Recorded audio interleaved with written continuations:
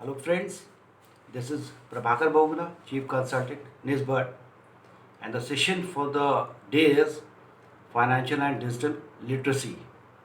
So friends, talking about the session's objectives, at the end of the module, we will be able to learn and understand the relevance of financial and digital literacy. Apart from that, we will able to understand the importance of financial and digital literacy and learn about various financial and digital products and services offered by the schemes. Apart from that, we will be able to learn the various modes of digital payments and accessing the public services online. So friends, let's begin with the financial literacy. अगर देखा जाए तो वास्तव में financial literacy क्या है, यानी कि हमारी जो वित्तीय साक्षरता है उसका सरल शब्दों में अगर व्याख्यान किया जाए तो हम ये पाते हैं कि धन के सही ढंग से उपयोग को समझने की क्षमता, यानी कि जो हमारी इनकम है, जो हमारी सेविंग्स है, किस प्रकार से हम उसको स्कीम्स में लगाते हैं और रिटर्न मिलता है इन्वेस्टमेंट का उसके ऊपर।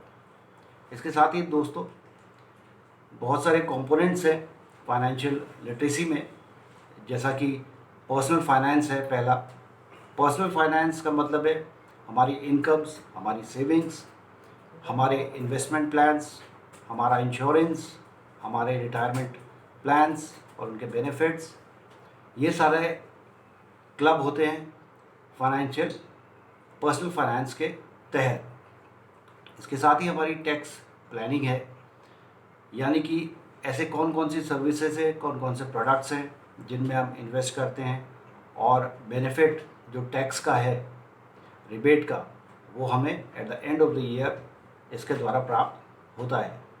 इसके साथ ही बजटिंग है और ये एक आधार है हमारी मूलभूत सेविंग का, यानी कि अगर हमारा बजटिंग बढ़िया हुआ तो उसी प्रकार से हमारी सेविंग भी बढ़िया होंगी।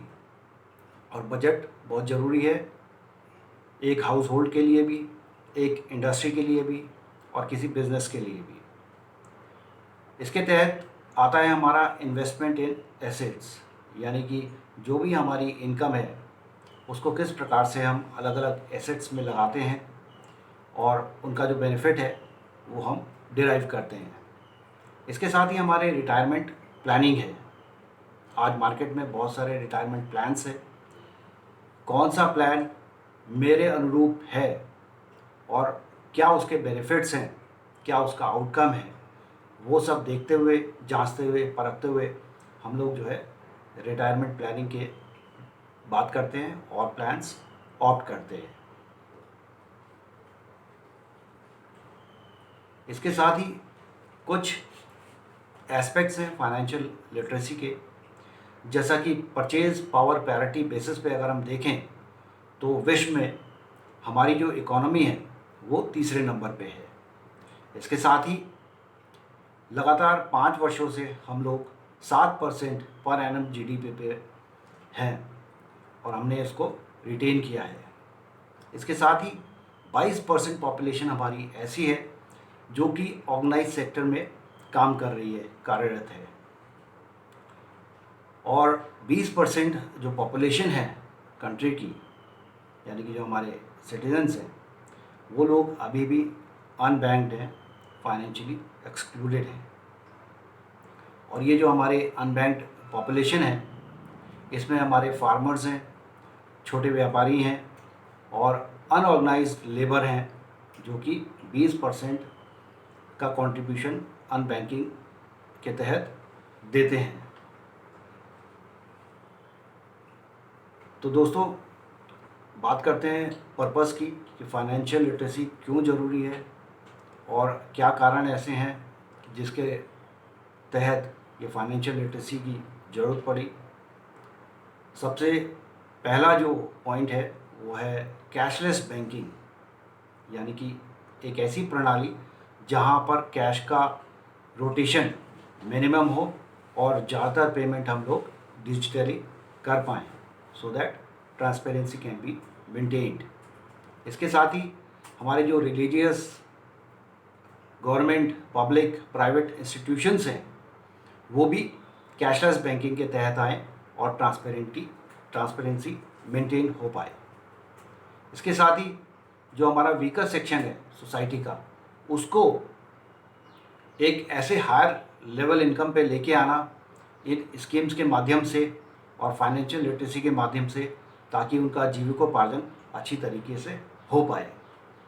इसके साथ ही जो हमारे पर्सनल फाइनेंस एरियाज़ हैं, जैसे कि हमारा सेविंग्स हो गया, हमारे लोन्स हो गए, हमारी इंश्योरेंस हो गया, हमारा इन्वेस्टमेंट हो गया और रिटायरमेंट बेनिफिट्स हैं, इसके साथ ही हमारे कंज्यूमर राइट्स हैं, इन सब की मूलभूत जानकारी एक नागरिक को होनी चाहिए और उसका बेनिफिट उस नागरिक को मिलना चाहिए। इसके साथ ही फाइनेंशियल लिटरेसी जो है, जो हमारी लो बैंकिंग हैबिट है, उसको बूस्टअप करने के लिए ये एक बहुत सक्रिय बढ़िया प्रणाली है, जिसके तहत हम लोग अच्छी तरीके से बैंकिंग हैबिट को मेंटेन कर सकते हैं और बैंक के साथ जुड़ सकते हैं और स्कीमों के साथ जुड़ सकते हैं। इसके साथ ही दोस्तों, फाइनेंशियल लिटरेसी किस तरीके से हम लोग प्रमोट कर सकते हैं, इसके अलग अलग डिलीवरी चैनल्स हैं, माध्यम हैं, जिसके तहत हम लोग फाइनेंशियल लिटरेसी को बढ़ाने में, अग्रसर करने में ये भूमिकाएं अदा करते हैं।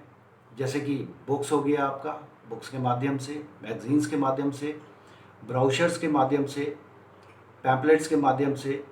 इसके साथ ही हमारी प्रेजेंटेशंस हो गई, प्रेजेंटेशन लेक्चर्स हो गए, कॉन्फ्रेंसेस हो गई, ट्रेनिंग कोर्सेज हो गए, ट्रेनिंग मॉड्यूल्स हो गए, सेमिनार्स हो गए। इसके तहत हम लोग जो है ज़्यादा से ज़्यादा लोगों को टैप कर सकते हैं और फाइनेंशियली उनको लिटरेट कर सकते हैं, अवेयर कर सकते हैं। इसके साथ ही वास्ट लेवल पे देखा जाए तो हमारा रेडियो है, टीवी है, न्यूज़पेपर्स हैं, जिसके तहत हम लोग फाइनेंशियल लिटरेसी को बढ़ावा दे सकते हैं। और आज के ज़माने में जो कि इंटरनेट का ज़माना है, ये सारी चीज़ें इंटरनेट पे भी उपलब्ध हैं और अलग अलग वेबसाइट्स के माध्यम से फाइनेंशियल लिटरेसी को हम लोग प्रमोट कर रहे हैं। इसके साथ ही जो हमारा बैंकिंग क्षेत्र है, वहाँ पर जो कस्टमर्स आते हैं, ड्रॉप इन होते हैं, उनको जो है बैंक के कर्मचारी फाइनेंशियली लिटरेट कर सकते हैं।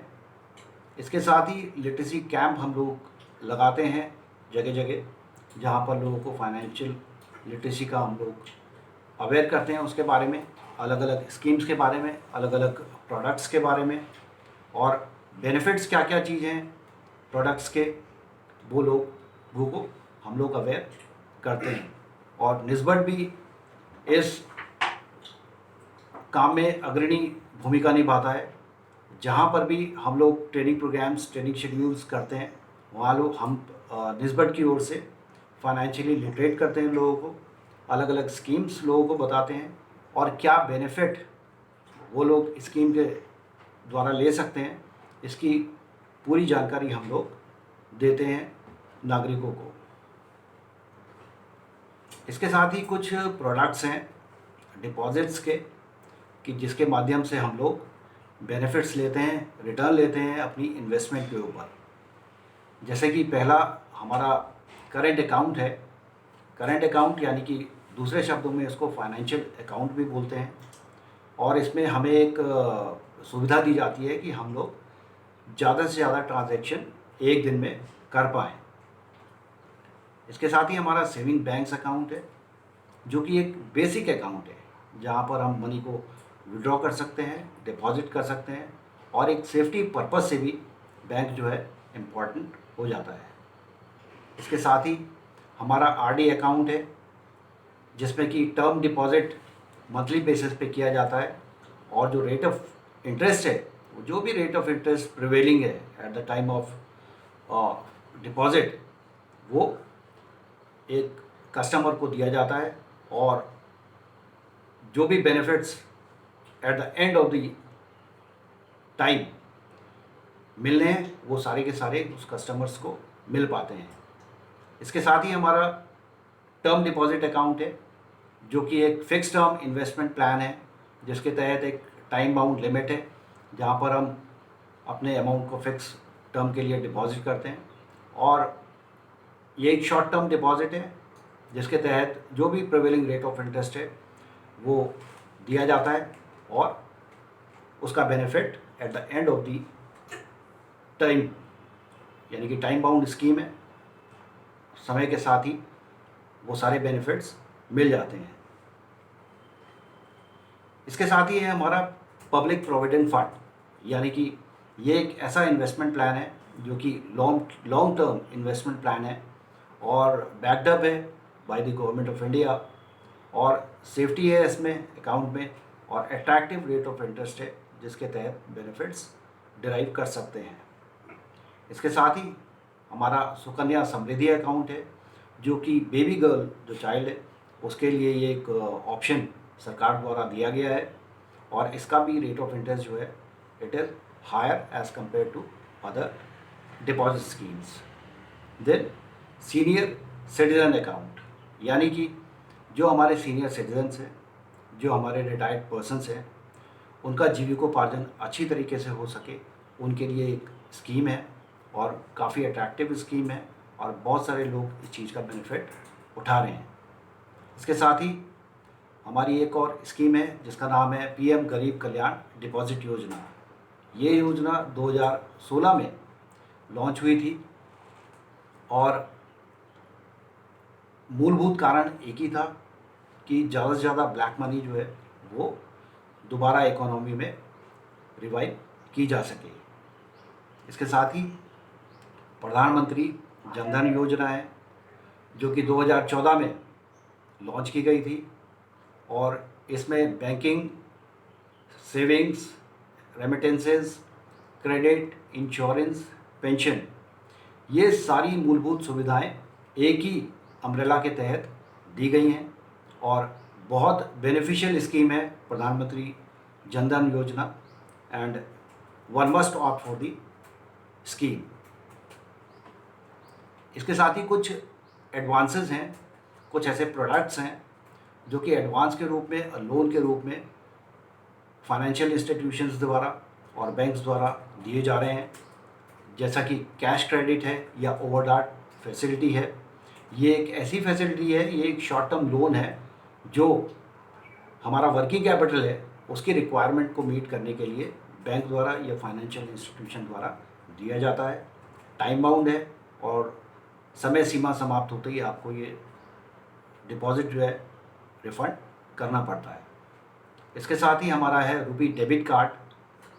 रुपी डेबिट कार्ड यानी कि बैंकिंग जो ट्रांजैक्शंस है हमारी उसको बहुत सिंपल करने के लिए और बहुत फास्ट करने के लिए ये रुपे डेबिट कार्ड की स्कीम लॉन्च की गई थी, और अकाउंट के साथ साथ रुपे डेबिट कार्ड दिया जाता है ताकि जो भी नीडी सेक्शन है सोसाइटी का उसको ये मूलभूत सुविधाएं मिल पाए। इसके साथ ही हमारे किसान भाइयों के लिए किसान क्रेडिट कार्ड योजना है जिसमें कि बेनिफिट इस चीज़ का है कि आप क्रेडिट भी ले सकते हैं, और क्रेडिट लेने के बाद जो भी आपका बैलेंस अमाउंट बैंक में है उसके ऊपर आपको इंटरेस्ट प्रदान किया जाता है। तो ये एक बोथ द वे ये एक बहुत कल्याणकारी योजना है किसानों के लिए।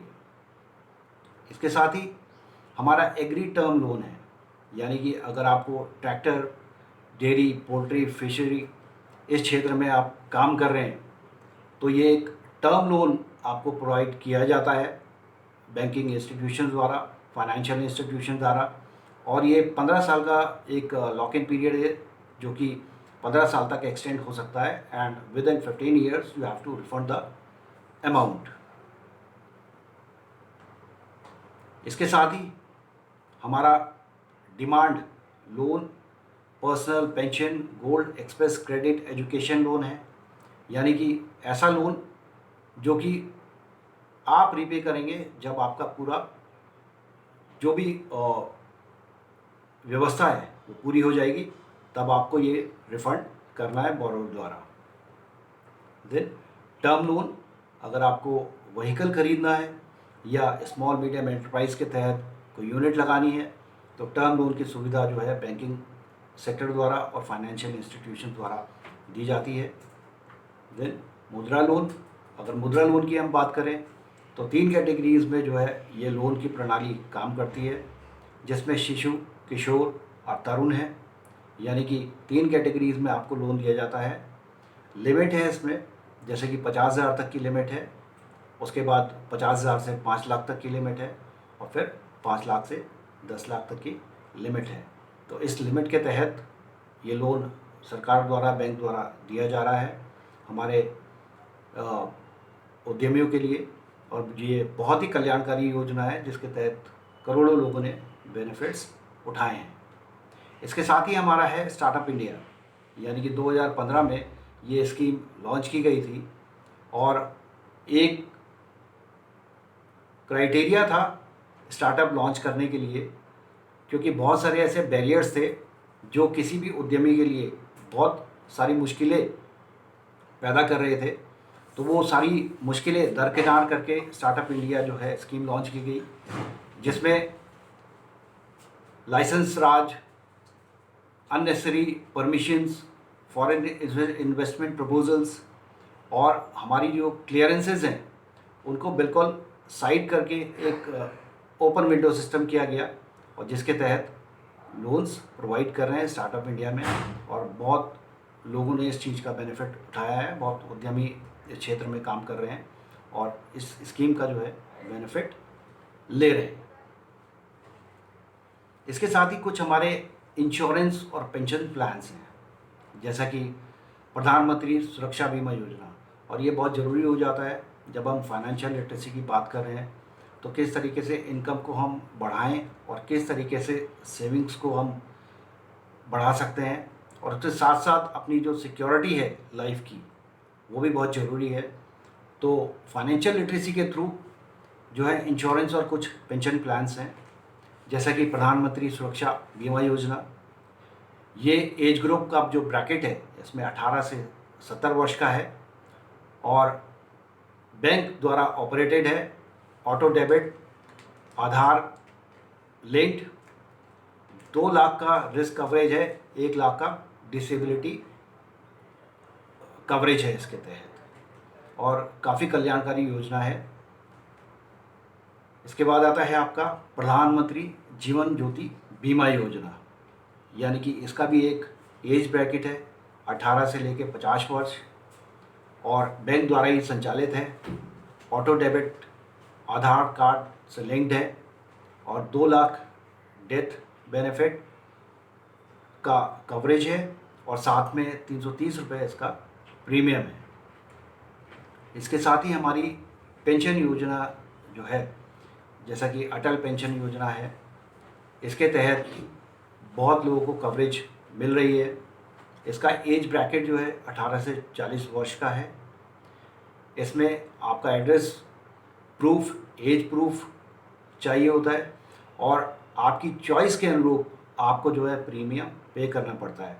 यानी कि आप क्या बेनिफिट चाह रहे हैं, आप 1,000 रुपये का पेंशन प्लान ले रहे हैं, या 3,000 का पेंशन प्लान ले रहे हैं, या 5,000 का पेंशन प्लान ले रहे हैं, उसके अनुरूप आपको जो है प्रीमियम पे करना है, और तदुपरांत आपका जब लिमिट ख़त्म होगा तो आपको वो पेंशन मिलनी शुरू हो जाएगी। इसके साथ ही हमारी नेशनल पेंशन स्कीम है, जो कि 2004 में भारत सरकार द्वारा संचालित की गई थी, और इसका बेनिफिट ये है कि इसमें आपका जो वर्किंग साइकिल है, आपको कंप्लीट वर्किंग साइकिल में कंट्रीब्यूट करना है, और बेनिफिट इस चीज़ का है कि आप पार्शली भी अमाउंट को विड्रॉ कर सकते हो, या आप नहीं करना चाहते तो ये आपके ऊपर है, डिपेंड करता है, निर्भर करता है, और जो भी बेनिफिट है इसका एट द फाइनल स्टेज, वो सारे बेनिफिट्स आपको मिल पाते हैं। तो दोस्तों, ये फाइनेंशियल लिटरेसी के कुछ प्लान्स हैं, कुछ प्रोडक्ट्स हैं जिसके बारे में जानकारी दी गई है, और इसके साथ ही हमारा जो दूसरा सेशन है उसकी ओर हम बढ़ते हैं, जो डिजिटल लिटरेसी। तो डिजिटल लिटरेसी को अगर हम समझें सरल शब्दों में, तो ये सीधा सीधा संबंध किसी भी भाषा की लिखने, पढ़ने तथा समझने से है। As simple as that. यानी कि आप कुछ लिख रहे हैं, कुछ पढ़ रहे हैं, कुछ समझ रहे हैं, वो एक लिटरेसी है।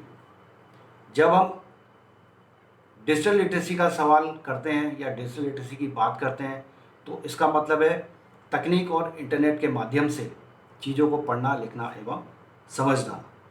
तो literacy is one part.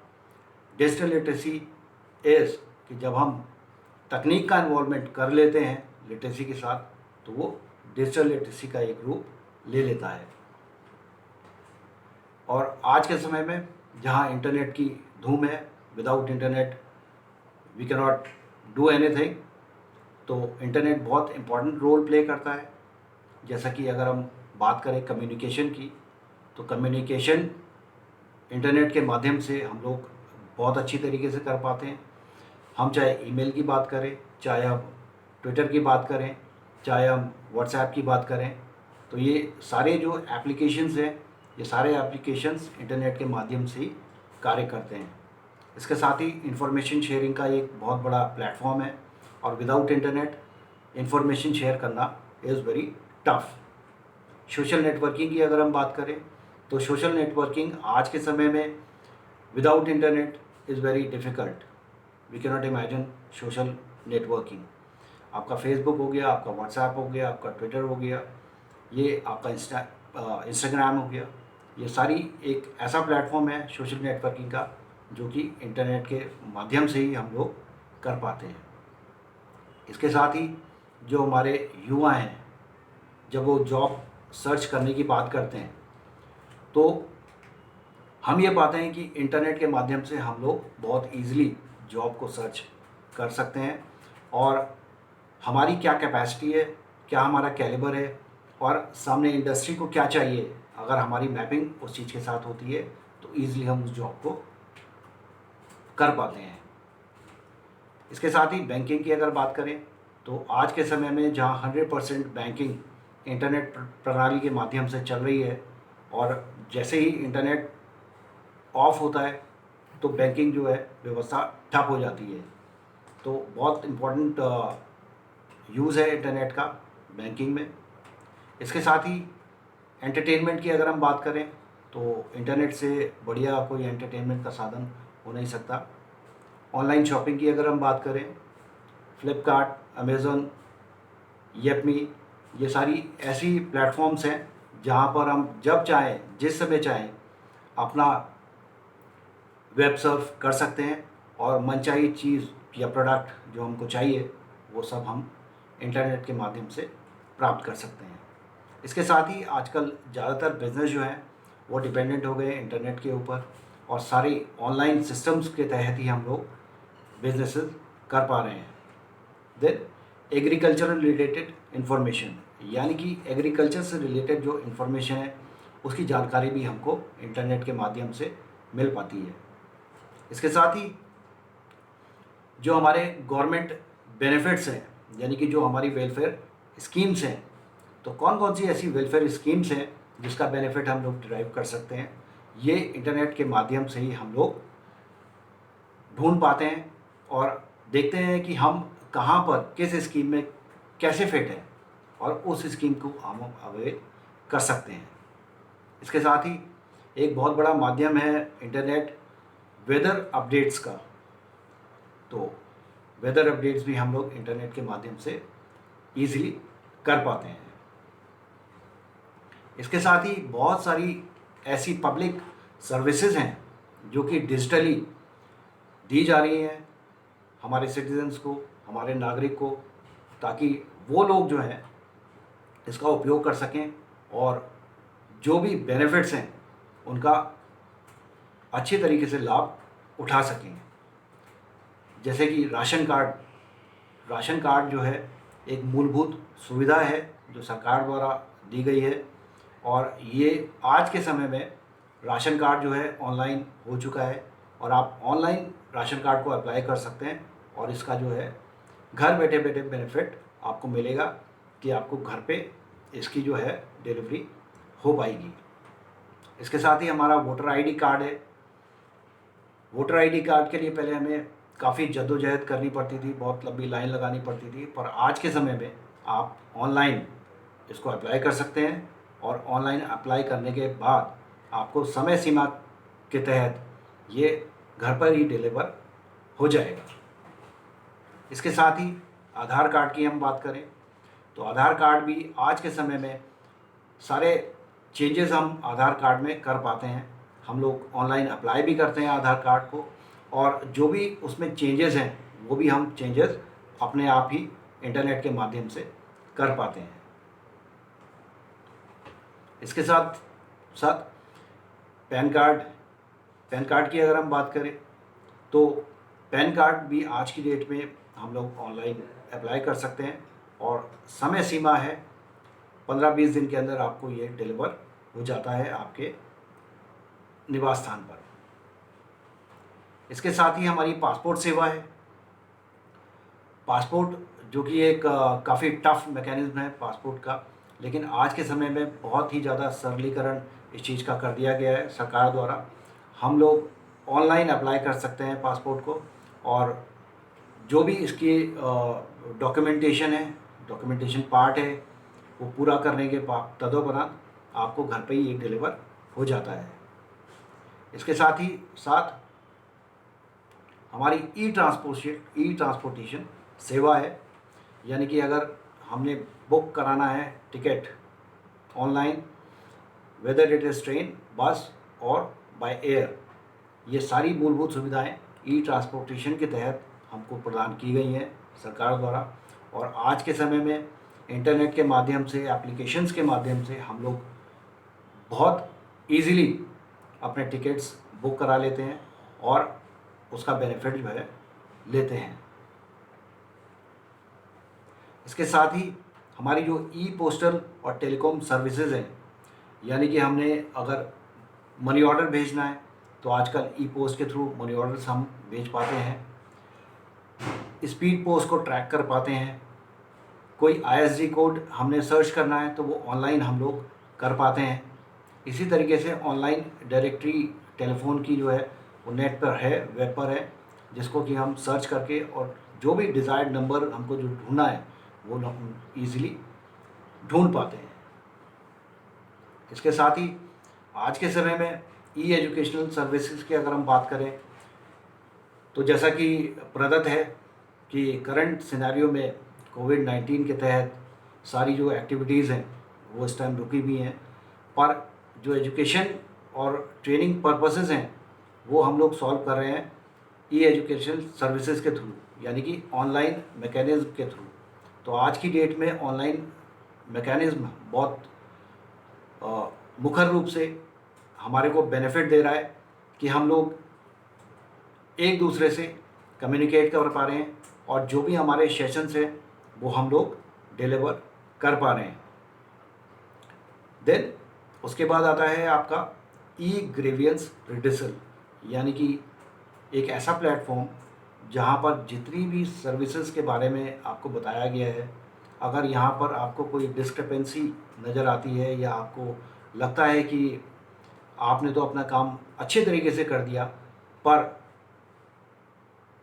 Process पूरा हुआ नहीं है और जो प्रोडक्ट या सर्विस की आप बात कर रहे थे वो आपको डिलीवर हुआ नहीं है, तो इसको आप लोग ई ग्रीवियंस रिड्यूसल में अप्लाई कर सकते हैं, प्लेस कर सकते हैं और आपकी जो शिकायत है उसका निस्तारण ई ग्रीवियंस रिड्यूसल द्वारा जल्दी किया जाता है। इसके साथ ही बैंकिंग की अगर बात करें तो आज के समय में बैंकिंग जो है पूरी ऑनलाइन बैंकिंग हो चुकी है। आपका जितना भी ट्रांसफ़र है मनी का NEFT के थ्रू, RTGS के थ्रू, IMPS के थ्रू और UPI के थ्रू, ये कुछ मोड्स हैं डिजिटल मनी ट्रांसफ़र करने के, और ये बहुत लोगों को सुविधा प्रदान कर रहे हैं। मूवमेंट, ट्रांसपेरेंसी और बहुत सारी ऐसी व्यवस्थाएं लोगों को दे रहे हैं, सिटीजन्स को दे रहे हैं, जहां पर आपने सिर्फ एक फॉर्म भर के बैंक में देना है या ऑनलाइन भी आपने अप्लाई करना है और जो भी सर्विसेज आपको चाहिए वो सर्विसेज आपको इस माध्यम से मिल जाती हैं। इसके साथ ही आपका राइट टू इंफॉर्मेशन है, यानी कि एक ऐसा मूलभूत अधिकार, राइट टू इंफॉर्मेशन, कि आप ऑनलाइन भी इस राइट टू इंफॉर्मेशन को प्लेस कर सकते हैं और जो भी जानकारी आपको सरकार द्वारा चाहिए या किसी ऑफिस द्वारा चाहिए, वो सारी जानकारी आपको जो है आरटीआई के माध्यम से मिल जाती है।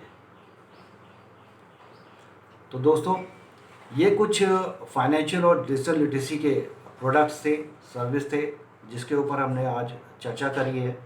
And at the end of the module I hope कि we are able to understand the meaning and relevance of financial and digital literacy.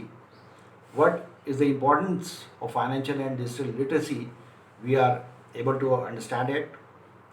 We have learned about various financial and digital services, understood various mode of financial and assessing public services online.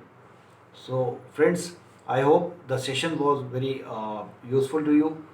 And with this, thank you so much.